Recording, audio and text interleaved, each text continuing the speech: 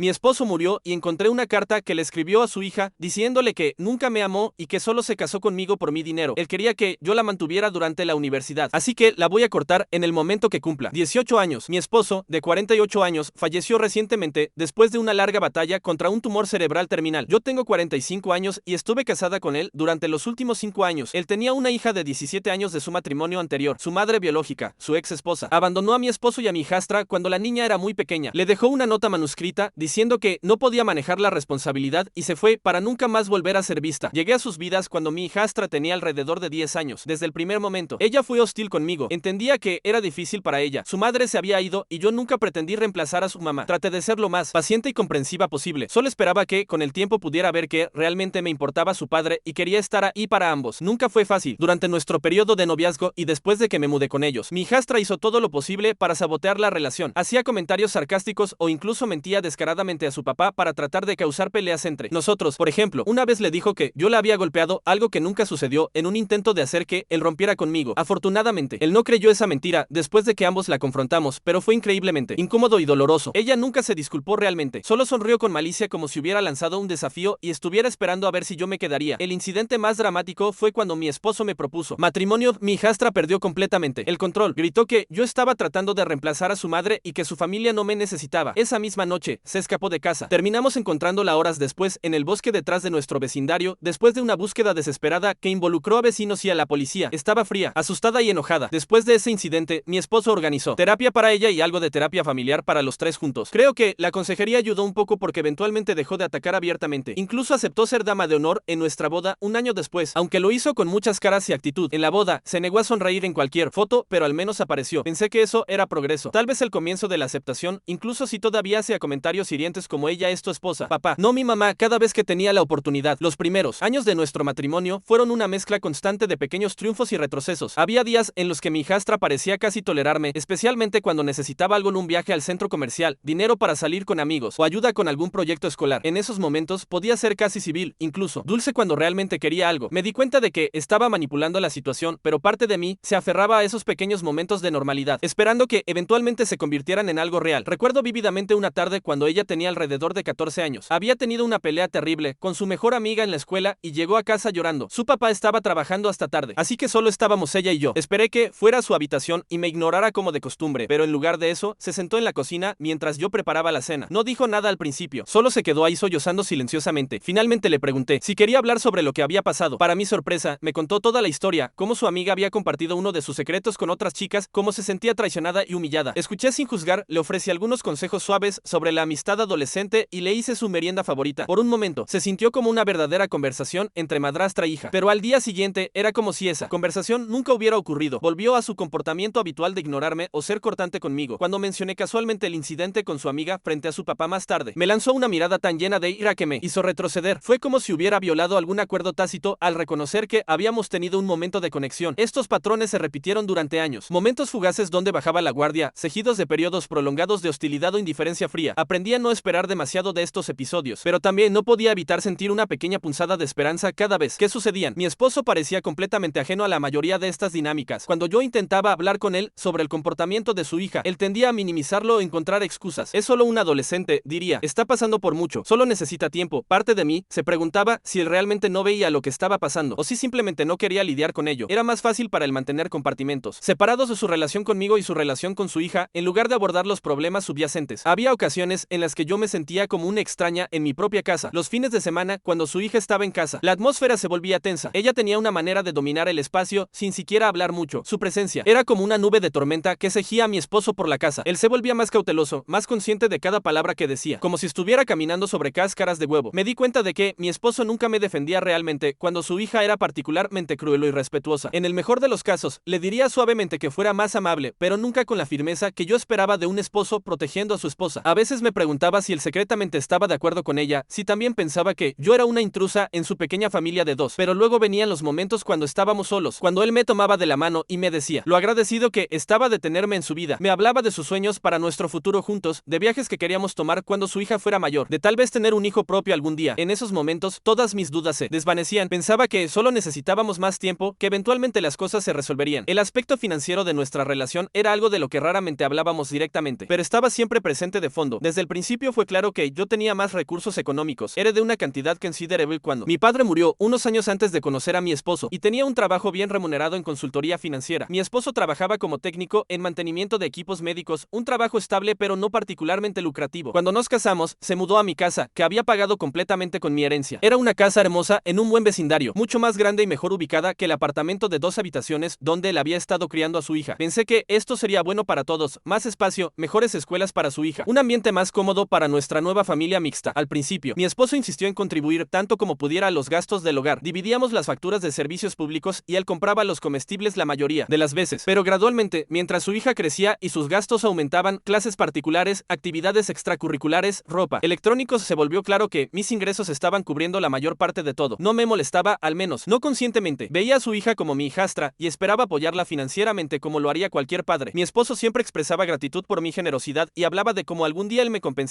cuando su situación laboral mejorara o cuando tuviera la oportunidad de ascender en su trabajo. Pero mirando hacia atrás ahora, me doy cuenta de que había una dinámica extraña alrededor del dinero en nuestra casa. Mi hijastra nunca parecía particularmente agradecida por las cosas que yo compraba para ella. Las trataba como si fueran derechos adquiridos, como si cualquier cosa que yo proporcionara fuera simplemente lo que ella merecía. Cuando quería algo caro, un nuevo teléfono, ropa de marca, dinero para un viaje escolar, siempre le pedía a su papá, nunca a mí directamente. Él entonces venía a mí para discutir la solicitud, que invariablemente significaba que yo terminaría pagando por ello. Avanzando rápidamente hasta el año pasado, la salud de mi esposo tomó un giro para peor. Había sido diagnosticado con un tumor cerebral inoperable 2 años antes y a pesar de los tratamientos, era claro que el tumor era agresivo. El último año de su vida fue extremadamente difícil. Fui efectivamente su cuidadora a través de incontables visitas al hospital, sesiones de quimioterapia y eventualmente cuidados paliativos en casa. Durante este periodo, la tensión en nuestra casa se intensificó dramáticamente. Mi hijastra estaba comprensiblemente molesta y asustada por la enfermedad de su padre. Principalmente se mantenía fuera de mi camino y pasaba tiempo sola o con sus amigos, pero ocasionalmente tenía explosiones emocionales dirigidas hacia mí. Me gritaba y me culpaba por la enfermedad de su padre de maneras irracionales, diciendo cosas como si mamá estuviera aquí, él habría luchado más para vivir o incluso apuesto a que tú lo estresaste y lo empeoraste. Sé que el dolor y el miedo hablaban cuando decía esas cosas, así que traté de no tomármelo a pecho, pero aún dolía escucharlo. Lo que me dolía aún más era que mi esposo, incluso en su estado debilitado, nunca la corregía cuando me atacaba. Él simplemente se quedaba en silencio o cambiaba de tema, dejándome sola para lidiar con su ira. Los meses de cuidados paliativos fueron algunos de los más difíciles de mi vida. Estaba trabajando tiempo completo desde casa cuando era posible, coordinando con doctores y enfermeras, administrando medicamentos y tratando de mantener algún sentido de normalidad para todos nosotros. Mi hijastra rara vez ayudaba con el cuidado de su padre. Cuando se lo pedía, siempre tenía alguna excusa, tarea, planes con amigos, o simplemente no se sentía cómoda viendo a su papá en ese estado. Entendía que era difícil para ella ver a su padre deteriorarse, pero también me resentía por estar llevando toda la carga emocional y física de su cuidado. Había noches cuando no dormía nada, monitoreando su respiración o ayudándolo cuando tenía episodios de confusión causados por el tumor. Durante el día, todavía tenía que funcionar, trabajar y mantener la casa funcionando. A pesar de todo esto, mi esposo en sus momentos de lucidez seguía siendo el hombre del que me había enamorado. Me tomaba la mano con sus dedos débiles y me susurraba te amo con voz quebrada. Me agradecía por cuidarlo, por estar ahí cuando las cosas se pusieron difíciles. En esos momentos, todas las dificultades parecían valer la pena. Pensaba que estábamos enfrentando esta terrible prueba juntos, que nuestro amor se estaba haciendo más fuerte a través de la adversidad. Mi esposo falleció hace aproximadamente 3 meses. Su muerte nos golpeó fuerte a ambas. Perdí a mi compañero, al hombre que amaba profundamente. Mi hijastra perdió a su padre, su única figura parental restante. Entendía que estaba en duelo, pero dirigió todo su dolor y ira hacia mí. En las semanas posteriores a su muerte, me ha dicho más de una vez que deseaba que hubiera sido yo quien muriera en lugar de él. Me gritó en la cara que yo se lo quité de ella. No he hecho nada más que tratar de ayudar, planificar el funeral, manejar sus cosas, asegurarme de que ella tenga comida y un techo sobre su cabeza. Y aún así parece despreciarme absolutamente ahora. Apenas hablamos excepto cuando es absolutamente necesario, y esos intercambios usualmente terminan con ella yéndose furiosa o diciendo algo cruel por lo bajo. La atmósfera en la casa se había vuelto tóxica. Cada día se sentía como caminar por un campo minado, nunca sabiendo que podría desencadenar su próxima explosión. Hace unos días estaba limpiando la casa y entré al cuarto de mi hijastra para recoger platos y ropa que había dejado tirados. Ella raramente limpia después de sí misma y había estado tratando de evitar que la casa se convirtiera en un chiquero completo. Mientras recogía algo de ropa sucia del piso, noté un sobre sobresaliendo de debajo de su almohada. En la cama sin hacer, el sobre ya estaba abierto. Reconocí la letra de mi difunto esposo en el frente. Tenía el nombre de mi hijastra escrito. No sabía qué esperar, pero ver su letra me dio una sacudida de dolor y nostalgia. He estado extrañándolo tanto y en ese momento solo necesitaba ver sus palabras, así que lo recogí y leí la carta dentro. Resultó que mi esposo escribió una carta a su hija poco antes de morir, y lo que leí ha destrozado completamente lo que quedaba de mi corazón. En la carta le confesó a su hija que nunca realmente me había amado a mí, su esposa actual. Escribió que la única mujer que realmente amó fue su madre, su ex esposa, la misma mujer que los abandonó. Expresó lamento de que la ex esposa, incluso la llamó por nombre en la carta, no estuviera ahí con él en sus días finales. Escribió algo como no pasa un un día en que no piense en tu mamá. Desearía que ella estuviera aquí en lugar de mi nombre cuidándome. Tuve que leer esa línea varias veces. Me hizo sentir mal del estómago. Continuó diciendo que yo había sido buena con ambos a mi manera, pero que era esencialmente una solución conveniente para ayudar a criarla y para proporcionar estabilidad financiera. De hecho, admitió que parte de la razón por la que se casó conmigo fue porque tengo un buen trabajo y algo de dinero familiar. Para contexto, si gano buenos ingresos y heredé una cantidad decente cuando mi padre falleció, los ingresos de mi esposo eran más modestos y vivíamos principalmente en mi casa que poseía antes del matrimonio. Sabía que estaba contribuyendo más financieramente, pero nunca pensé que él me viera solo como una alcancía personal. La peor parte fue hacia el final de la carta. Le aconsejó a mi hijastra que aguantara viviendo conmigo después de que él se fuera, diciendo algo como: asegúrate de comportarte con mi nombre y mantener una relación civil al menos hasta que termines la universidad. Ella tiene los recursos para apoyarte y pagar por tu educación. Cuento con que haga lo correcto contigo. Así que, incluso si no te gusta, solo aguanta con ella un poco más. En otras palabras, básicamente le dijo a su hija que me tolerara y me usara por mi dinero para pasar la universidad. Para cuando terminé de leer, estaba llorando. Literalmente me desplomé en el piso de su habitación y simplemente sollocé por un rato. Sentí que todo mi matrimonio era una mentira. El hombre al que me dediqué, a quien cuidé durante su enfermedad, aparentemente ni siquiera me amaba de vuelta. Estaba añorando a una mujer que lo había abandonado a él y a su hija, y todo el tiempo estaba contando conmigo para financiar la vida de su hija como algún tipo de herramienta conveniente. Es algo increíblemente humillante y doloroso. No puedo creer que nunca vi ninguna señal de esto. En retrospectiva, no sé ni qué era real o falso en nuestra relación. Siempre me decía que me amaba, incluso hasta el final, cuando el tumor afectaba su memoria, me tomaba la mano y susurraba te amo, con su voz débil. ¿Era todo eso solo hábito? ¿Algo que sentía que tenía que decir para que siguiera cuidándolo? No he confrontado a mi hijastra sobre la carta todavía. Obviamente la ha leído. El sobre estaba abierto y estaba entre sus cosas. Nunca me lo mencionó. Por supuesto que no lo haría, desde su perspectiva. Esa carta probablemente solo confirmó todo lo que ya creía o quería creer, que yo era una intrusa no deseada y que su papá ni siquiera se preocupaba por mí. Tal vez incluso la hizo odiarme más, viendo que su papá deseaba que su mamá estuviera a su lado en lugar de mí. Ahora estoy atrapada en esta casa legalmente como su tutora hasta que cumpla 18. Mi esposo me nombró su tutora en su testamento. Soy responsable de esta chica que abiertamente me odia. Y ahora descubro que el sentimiento era básicamente mutuo del lado de su padre también, al menos en términos de no amarme. La única razón por la que estoy aquí criándola es porque era conveniente y tengo el dinero para hacerlo. He estado pagando la mayoría de las cuentas durante años, y aparentemente ese era mi papel. Desde el principio, cajero automático, cuidadora, lo que sea, pero no verdaderamente parte de la familia. Estoy perdida. Su padre nunca ahorró ningún fondo universitario. Siempre me decía que lo manejaríamos cuando llegara el momento. Supongo que, en su mente, yo era la que lo haría. La idea de seguir desembolsando decenas de miles para la matrícula de esta chica, después de esta traición, me hace sentir como la idiota más grande del mundo. Después de algunos días procesando esta información devastadora, decidí que necesitaba tomar medidas para protegerme. No podía seguir viviendo en esta casa tóxica, fingiendo que todo estaba bien, mientras mi hijastra me trataba como basura y yo sabía la verdad sobre lo que su padre realmente pensaba de mí. La primera cosa que hice fue llamar a mi hermana mayor, Patricia. Patricia y yo siempre hemos sido cercanas, y ella conocía algunos de los desafíos que había enfrentado con mi hijastra a lo largo de los años, aunque como mencioné, había minimizado mucho de ello. Esta vez le conté todo sobre la carta, sobre años de maltrato emocional, sobre sentirme como una extraña en mi propia casa. Patricia estaba furiosa, más furiosa de lo que la había visto en años. ¿Cómo te atreves a seguir protegiendo a esa pequeña manipuladora después de todo lo que has hecho por ella? Me gritó por teléfono.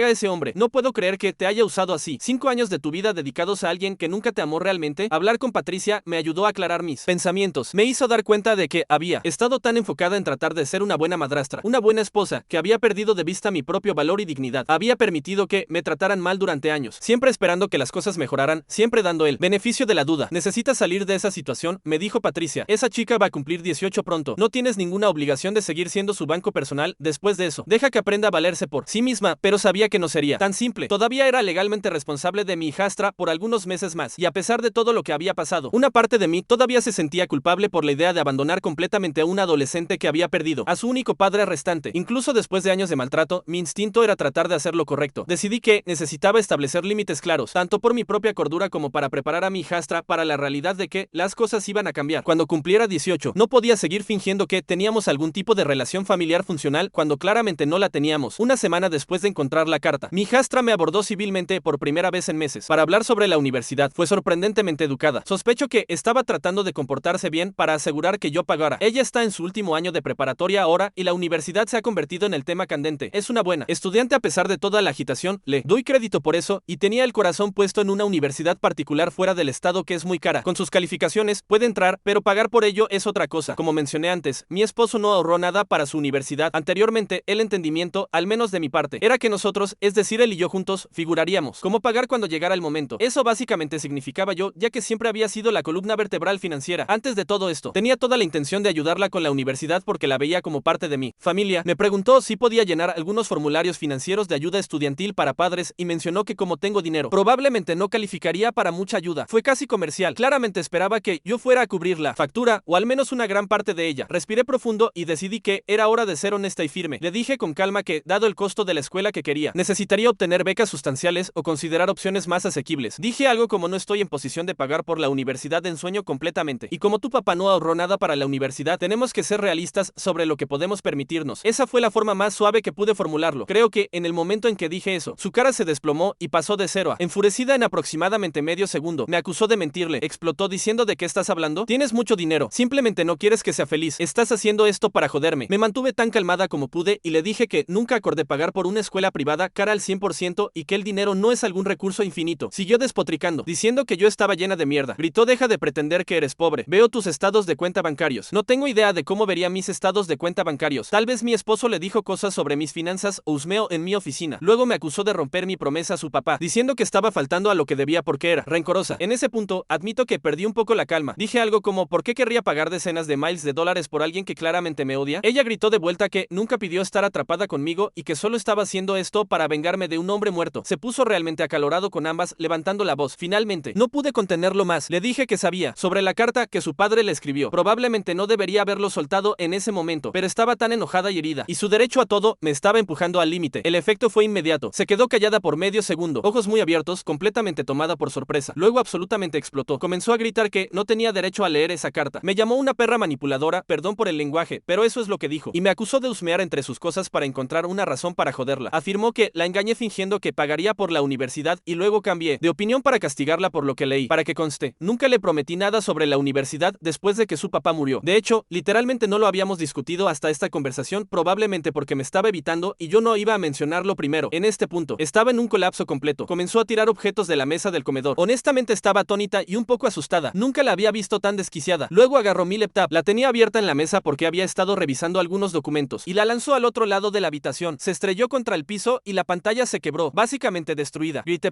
necesitas calmarte ahora, pero eso solo la hizo gritar más fuerte. Estaba llorando, gritando que me odiaba, que deseaba que hubiera sido yo quien muriera en lugar de su padre. Sí, otro desearía que hubieras muerto tú, no él para que conste, y un montón de otras cosas viciosas. Entre sus gritos, una cosa que se destacó fue cuando gritó y hubieras muerto tú y no papá. Tendríamos todo el dinero y todo sería perfecto. Papá y yo habríamos estado bien sin ti. Básicamente dijo que si yo estuviera muerta, su papá habría sido financieramente capaz de enviarla a su universidad de ensueño y ambos serían felices. Lo cual, aparte de ser algo horrible de decir, también es tremendamente impreciso porque su padre no tenía dinero significativo propio, pero todo lo que podría haber poseído habría ido a él. Escuchar eso fue como un clavo final en el ataúd. Fue una declaración tan cruel. También probó que, al menos en algún nivel, si me veía solo como un cajero automático, tanto como admitió que el único valor que tenía era mi dinero y que si yo estuviera fuera de la ecuación, creía que tendría una vida mejor. Para entonces, estaba temblando, en parte por la ira, en parte por la adrenalina y el shock. No sabía si trataría de lanzarme algo después. Estaba al otro lado de la habitación de ella, y solo grité ve a tu cuarto ahora. Gritó de vuelta algo de galimatías, solo gritando básicamente, y eventualmente se fue furiosa a su cuarto, cerrando la puerta con fuerza. Me quedé parada en un desastre de agua, vidrio, papeles y mi laptop destruida. Admito que solo comencé a llorar una vez que estuve sola. Después de unos minutos, me di cuenta de que necesitaba protegerme aquí, tanto financiera como posiblemente físicamente. La rabia de mi hijastra estaba en un nivel que nunca había visto. Quiero decir, literalmente, destruyó mi propiedad frente a mí. Terminé encerrándome en mi habitación esa noche porque realmente no estaba segura de si podría tratar de continuar la pelea o hacer algo más mientras yo dormía. Tal vez eso suena paranoico, pero después de lo que vi, no iba a arriesgarme. A la mañana siguiente, una vez que ambas nos habíamos calmado, relativamente hablando, le dejé las cosas muy claras. Le dije que continuaré proporcionándole lo básico, refugio, comida, elementos esenciales hasta que cumpla 18, que es solo en unos meses ahora, pero no debería esperar ningún apoyo financiero adicional después de eso. Me miró con puro odio y dijo bien, no te necesito. Nunca te necesité. Solo asentí y me alejé. No había nada más que decir. Déjeme ser clara. Esto no es algún tipo de farol o juego mental de mi parte. Estoy completamente preparada para seguir adelante con esto. Honestamente, creo que esa pelea fue el punto de no retorno. Le he dado a esta chica tanto de mi tiempo, energía, amor y sí, dinero. Me niego a seguir siendo tratada como basura y usada como una billetera, especialmente después de leer lo que mi esposo escribió y luego escuchar las cosas viles que me dijo a la cara. Ya terminé. Es triste que haya llegado a esto. No estoy feliz de que esencialmente tenga que cortar a la chica que una vez esperé. Sería como una hija para mí, pero no veo otra opción si quiero mantener mi propia cordura y dignidad. Sospecho que en este punto la pregunta de quién tiene la culpa es algo discutible. Sé que no estoy manejando las cosas perfectamente, pero honestamente siento que tengo que protegerme ahora. Los días que siguieron a nuestra confrontación fueron tensos pero extrañamente silenciosos. Mi hijastra se mantuvo principalmente en su habitación, saliendo solo para ir a la escuela o conseguir comida cuando pensaba que yo no estaba cerca. Cuando nos cruzábamos en los los pasillos o la cocina, el aire se sentía espeso con hostilidad no expresada. Comencé a documentar todo. Tomé fotos del laptop destrozado. Escribí un relato detallado de lo que había sucedido durante nuestra pelea y empecé a llevar un registro de cualquier interacción que tuviéramos. Una parte de mí se preocupaba de que las cosas pudieran escalar más y quería tener evidencia si alguna vez necesitaba involucrar a las autoridades. También comencé a explorar mis opciones legales. Llamé a un abogado de familia para entender exactamente cuáles eran mis responsabilidades como tutora y qué podía hacer si mi hijastra se volvía violenta otra vez. El abogado me explicó que, mientras era responsable de sus necesidades básicas hasta que cumpliera 18, no tenía obligación legal de pagar por la universidad o cualquier extra más allá de comida, refugio y gastos escolares básicos. Si se vuelve destructiva o violenta otra vez, me dijo el abogado, tiene todo el derecho de llamar a la policía. El hecho de que sea menor de edad no le da carta blanca para destruir su propiedad o amenazarla. Esto me dio algo de tranquilidad, pero también me hizo triste. ¿Cómo había llegado a esto? ¿Cómo había pasado de ser una mujer que soñaba con formar una familia amorosa mixta a alguien que estaba considerando llamar a la policía sobre su hijastra? Las siguientes semanas pasaron en una especie de tregua fría. Mi hijastra claramente estaba evitándome tanto como fuera posible, y yo estaba bien con eso. Usé el tiempo para comenzar a procesar realmente todo lo que había sucedido, no solo la pelea, sino años de tensión acumulada y ahora la revelación devastadora sobre los verdaderos sentimientos de mi esposo. Comencé a ver a una terapeuta, la doctor Rodríguez, que se especializaba en duelo y trauma familiar. En nuestra primera sesión apenas pude pasar 5 minutos sin llorar. Años de emociones reprimidas, su dolor, ira, confusión, traición salieron a borbotones. Ha estado llevando tanto, me dijo la doctor Rodríguez, no solo el dolor de perder a su esposo, sino el trauma de descubrir que su relación no era lo que pensaba que era. Y encima de eso, ha estado lidiando con el abuso emocional de su hijastra durante años. ¿Abuso emocional? Pregunté. Quiero decir, sé que ella ha sido difícil, pero déjeme preguntarle algo, interrumpió la doctor Rodríguez. Si un amigo le contara que su pareja regularmente le gritaba, la culpaba por cosas que no eran su culpa, destruía su propiedad cuando estaba enojado y le decía que deseaba que estuviera muerta, ¿cómo describiría esa relación? Cuando lo planteo de esa manera, fue como un despertar. Había estado tan enfocada en hacer excusas por el comportamiento de mi hijastra en su edad, su trauma, la pérdida de su padre, que había normalizado un patrón de maltrato que nunca habría tolerado de un adulto. El hecho de que sea joven y esté en duelo no excusa el abuso, continuó la doctor Rodríguez.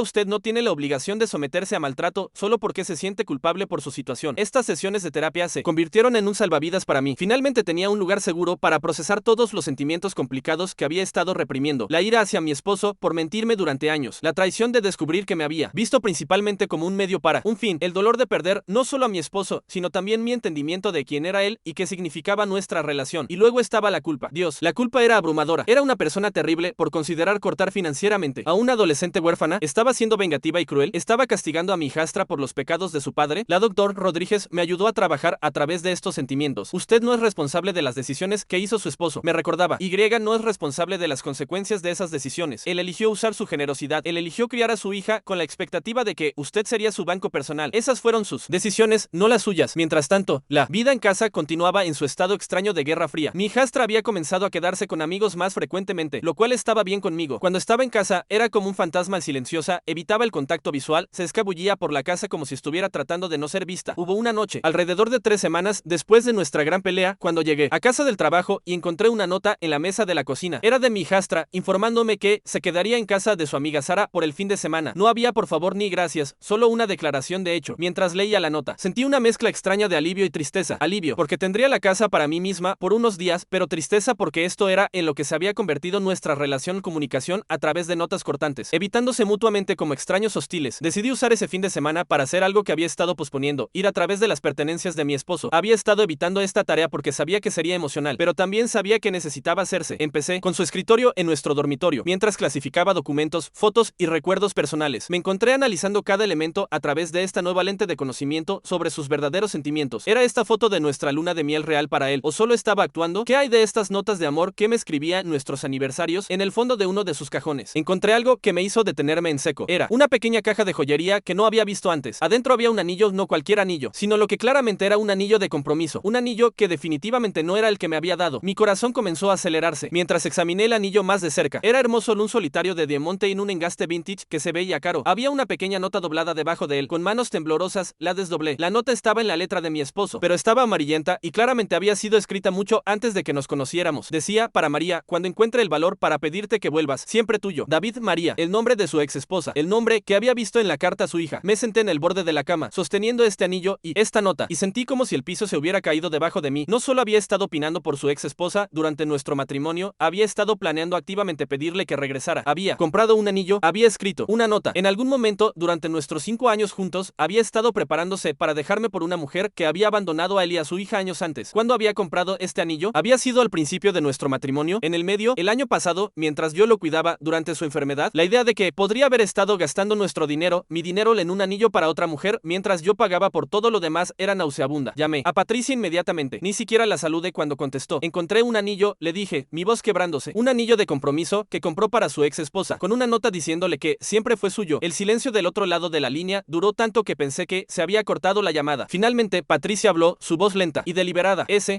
hijo de puta. Hablamos durante horas esa noche. Patricia me ayudó a procesar esta nueva traición encima de todo lo demás. Me recordó que su comportamiento no era mi culpa, que no había nada que pudiera haber hecho diferente para hacer que me amara realmente. Mira, me dijo finalmente, sé que esto duele como el infierno, pero en cierto modo no es mejor que sepas la verdad. Imagina si hubieras vivido el resto de tu vida sin saber nunca, sacrificando y dando y creyendo que tenías este gran amor cuando realmente solo eras conveniente para él. Tenía razón, por supuesto, pero eso no hacía que doliera menos. Los días siguientes fueron algunos de los más oscuros que había experimentado. Cuestioné todo sobre mi juicio, mi valor, mi capacidad para leer a las personas. ¿Cómo había estado tan ciega? ¿Había otras señales que había perdido? ¿Había otras mentiras que aún no había descubierto? Mi hijastra regresó de casa de su amiga el domingo por la noche. Cuando entró por la puerta, pude ver que algo había cambiado en su comportamiento. Parecía más confiada, casi desafiante. Me preguntaba si había estado hablando con sus amigos sobre nuestra situación, tal vez recibiendo consejos sobre cómo manejarme. El lunes por la mañana, mientras me preparaba para el trabajo, mi hijastra hizo algo que no había hecho en semanas. Me habló directamente. Necesitamos hablar sobre la universidad, dijo, parada en la entrada de la cocina con los brazos cruzados. Pensé que habíamos terminado esa conversación, respondí, sin levantar la vista de mi café. No, no hemos terminado. He estado investigando y sé cuáles son mis derechos. Eso captó mi atención. ¿Tus derechos? Papá me nombró en su testamento. Tengo derecho a apoyo hasta que tenga 18, y eso incluye continuar mi educación. Puse mi taza con más fuerza de la necesaria. Tu educación secundaria. Si no hay mención de universidad en el testamento de tu padre, pero hay un patrón establecido, dijo, claramente recitando algo que alguien le había dicho. Has estado apoyándome financieramente durante años. No puedes simplemente parar de repente. Si puedo, dije, finalmente mirándola directamente.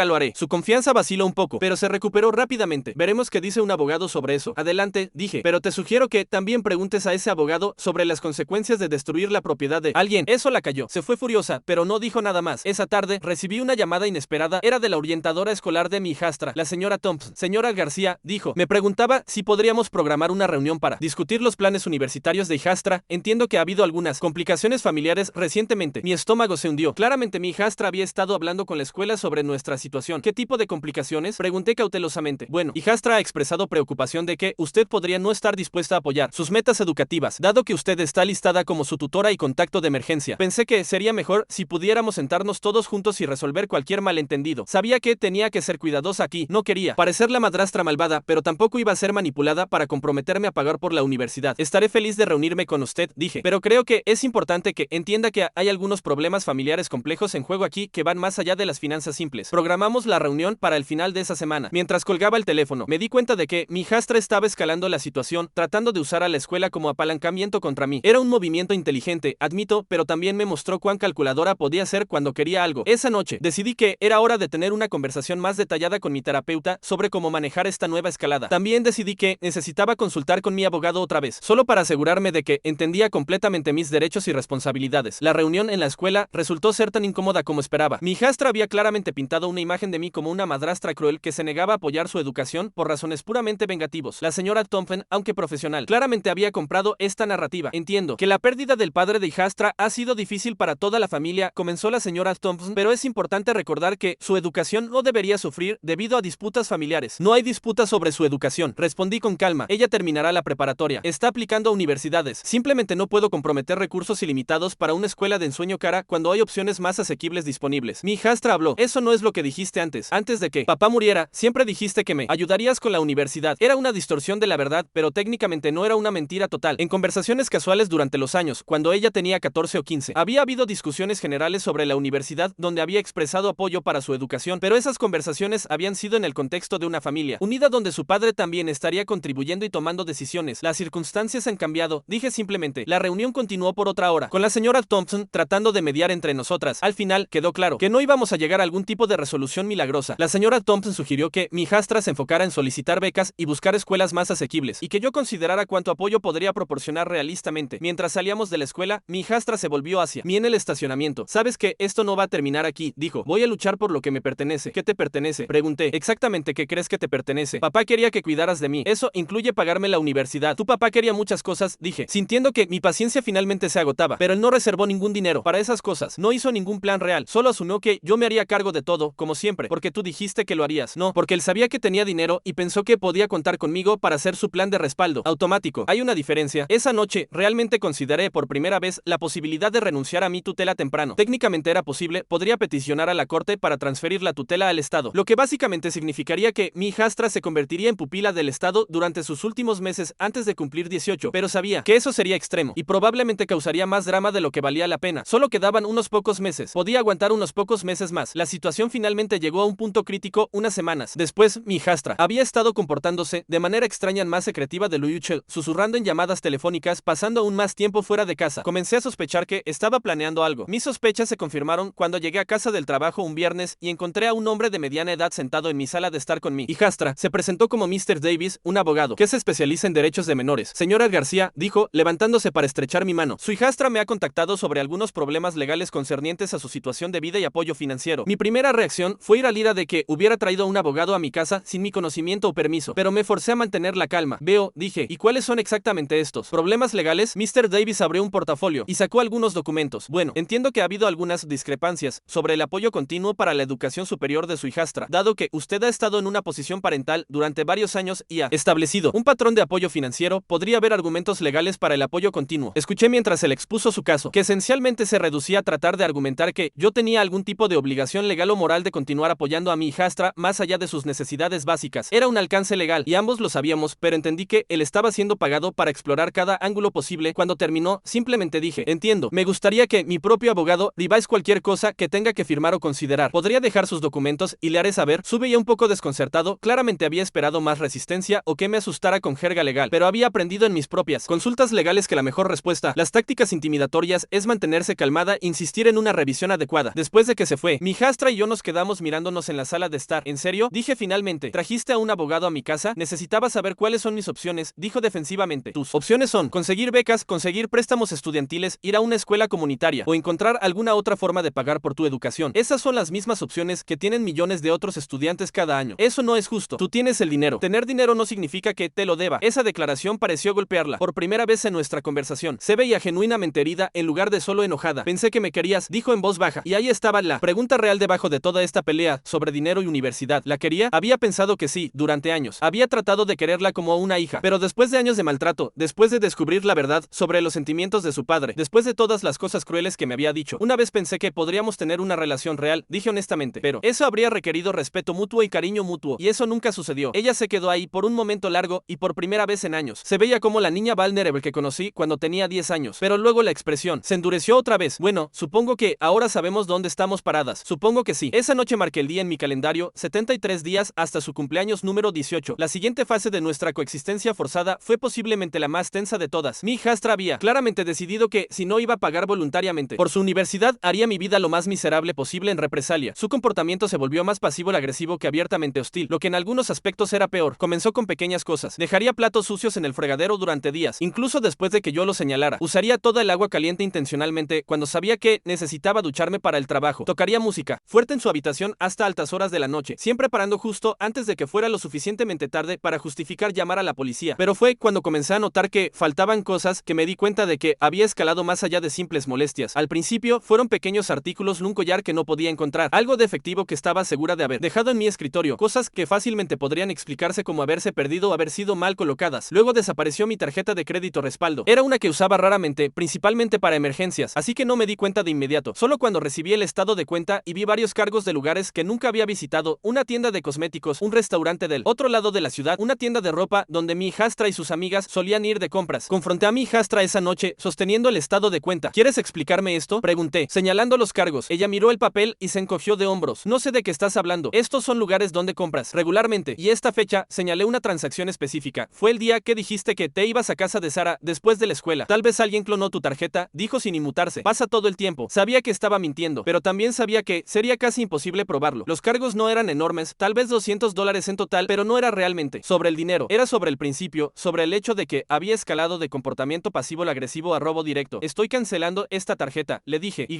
si vuelve a pasar algo así, llamaré a la policía. Hazlo, dijo, pero no tienes pruebas de nada. Tenía razón, por supuesto, pero también sabía que necesitaba tomar medidas adicionales para protegerme. Al día siguiente, instalé una caja fuerte pequeña en mi dormitorio y comencé a guardar ahí todos mis documentos importantes, efectivo y cualquier cualquier cosa de valor. También cambié todas las contraseñas en mis cuentas bancarias y configuré alertas para cualquier actividad inusual. Además, finalmente tomé el consejo de mi abogado, instalé cámaras de seguridad, no en su habitación o baño, no soy un monstruo, pero en las áreas comunes donde había tenido lugar la mayoría de nuestros conflictos. La sala de estar, la cocina, el pasillo principal. Cuando mi hijastra notó las cámaras, su reacción fue inmediata y furiosa. No puedes filmarme en mi propia casa, exigió. No es tu casa, respondí calmadamente. Es mi casa, donde actualmente vives. Y las cámaras están solo en áreas comunes para proteger mi propiedad. Esto es acoso. No, esto es documentación. Después de que destruiste mi laptop y aparentemente usaste mi tarjeta de crédito sin permiso, siento que necesito protegerme. Ella se quedó ahí furiosa por un momento, claramente buscando algún argumento que pudiera hacer, pero finalmente solo se dio vuelta y se fue pisando fuerte. Las cámaras resultaron ser una buena inversión. No solo me dieron tranquilidad mental, sino que también parecieron tener un efecto disuasorio en el comportamiento de mi hijastra. Los incidentes pasivo-agresivos se redujeron significativamente una vez que supo que todo estaba siendo grabado. Mientras tanto, continué viendo a la Dr. Rodríguez semanalmente. Estas sesiones se habían vuelto esenciales para mi bienestar mental. Me ayudaban a procesar no solo el trauma inmediato de mi situación, sino también los años de tensión acumulada, que había estado minimizando. Ha estado en modo de supervivencia durante años, me explicó la Dr. Rodríguez. Cuando alguien está constantemente navegando por un ambiente hostil, desarrolla mecanismos de defensa que pueden no ser saludables a largo plazo. Te has acostumbrado tanto a minimizar tu propio bienestar para mantener la paz que has perdido de vista lo que realmente mereces de las relaciones. Una de las revelaciones más difíciles que surgieron en terapia fue darme cuenta de que mi matrimonio había sido fundamentalmente disfuncional desde el principio, no solo debido a los sentimientos no resueltos de mi esposo por su ex, sino también por la forma en que me había posicionado como la solucionadora de problemas para todos los demás mientras descuidaba mis propias necesidades. Míreme, me dijo la Dr. Rodríguez durante una sesión particularmente difícil. Usted se mudó a una casa con un hombre y su hija hostil, asumió la mayor parte de la responsabilidad financiera, soportó años de maltrato emocional de una adolescente, cuidó a su esposo moribundo prácticamente sola. ¿En qué punto alguien preguntó qué necesitaba usted? ¿En qué punto sus necesidades fueron priorizadas? Era una pregunta devastadora, porque la respuesta era nunca. Durante 5 años, había estado tan enfocada en tratar de hacer que funcionara esta familia mixta, en probar que pertenecía, que había perdido completamente de vista mi propio valor. Esta revelación fue tanto liberadora como aterrorizante. Liberadora porque finalmente entendía que mi valor no dependía de cuánto podía dar a otros o cuánto abuso podía tolerar. Aterrorizante porque significaba reconocer que había desperdiciado años de mi vida en una relación que era fundamentalmente desequilibrada. Aproximadamente a las 8 semanas del cumpleaños de mi hijastra, algo inesperado sucedió. Recibí una llamada de Patricia diciéndome que había hecho algo de investigación sobre la ex esposa de mi esposo, María. Sé que dijiste que había desaparecido completamente, dijo Patricia, pero pensé que tal vez con las redes sociales y todo, podría ser posible rastrearla. Y, bueno, la encontré. Mi estómago se hundió. ¿La encontraste? Está viva y aparentemente bien. Vive en Oregon, está casada con otro hombre, tiene otros 2 hijos. Parece que ha estado viviendo una vida completamente normal durante los últimos 10 años. ¿Otros hijos? Mi mente luchó por procesar esto. Entonces no fue que no pudiera manejar ser madre. Solo no quería ser madre de hijastra. Parece ser así. Esta información agregó otra capa de complejidad a una situación ya horrible. La ex esposa no había tenido algún tipo de colapso mental que la hizo incapaz de criar hijos. Había elegido abandonar a su hija y comenzar una nueva vida en otro lugar. Y mi esposo, aparentemente, había estado añorando a esta mujer que había demostrado que era capaz de abandonar a su propio hijo. También significaba que técnicamente había otra opción para mi hijastra. Tenía una madre biológica viva que podría asumir la responsabilidad por ella. Era una posibilidad remota. Esta mujer claramente no había tenido interés en mantener contacto durante más de una década, pero existía. Le conté a mi abogado sobre esta información en nuestra siguiente consulta. Es interesante, dijo, pero probablemente no cambia mucho legalmente. Los derechos parentales de la madre nunca fueron terminados, pero después de más de una década de abandono, sería muy difícil forzar el contacto y francamente podría no ser en el mejor interés de su hija.